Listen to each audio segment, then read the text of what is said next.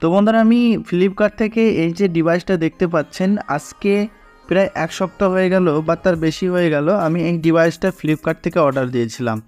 তো এই ডিভাইসটা আমি এক সপ্তাহ ধরে ইউজ করছি। বন্ধুরা এই ডিভাইসটার কিছু ভালো দিক এবং খারাপ দিক আছে। ভালো দিক বন্ধুরা কি, তো বন্ধুরা ভালো দিক হচ্ছে আপনি এটা যে কোনো ল্যাপটপ বলুন কম্পিউটারে বলুন আপনাদের ইউএসবি পোর্টে আপনি লাগিয়ে আপনি ইন্টারনেট অ্যাক্সেস করতে পারবেন। তো দেখতে পাচ্ছেন এখানে আমার রেড ব্লিঙ্ক করছে, তো আমি এখানে ওয়েট করব যতক্ষণ সবুজ না হচ্ছে।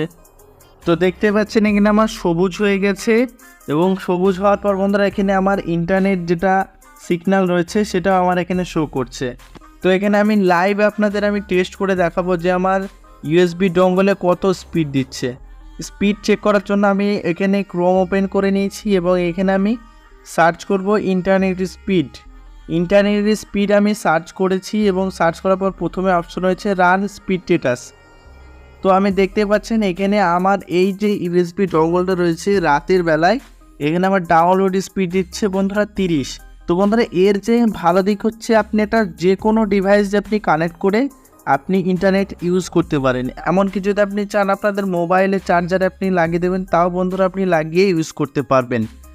তো বন্ধুরা এই যে ডিভাইসটা রয়েছে খারাপ দিক হচ্ছে আমার দুটো সিস্টেম রয়েছে বন্ধুরা, এক হচ্ছে ল্যাপটপ একটা হচ্ছে কম্পিউটার।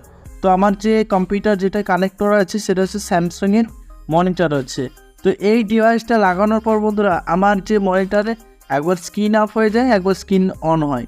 তো এর একটা সমস্যা আছে, আমার কিন্তু ল্যাপটপের সমস্যাটা হয় না কিন্তু মনিটরে আমি যখনই লাগাই তখনই আমার সমস্যাটা শুরু হয়। এই নিয়ে বন্ধুরা আমার মনিটরটাও আমাকে একবার রিপেয়ার করতে হয়েছে। তো যদি আপনি এই ডিভাইসটা বাই করতে চান তো আপনি বাই করতে পারেন, ডিভাইস এমনিতে ভালো, যদি আপনার ল্যাপটপ বা কম্পিউটারে শ্যুট করে তো কোনো সমস্যা নেই, তো বাই করতে পারেন।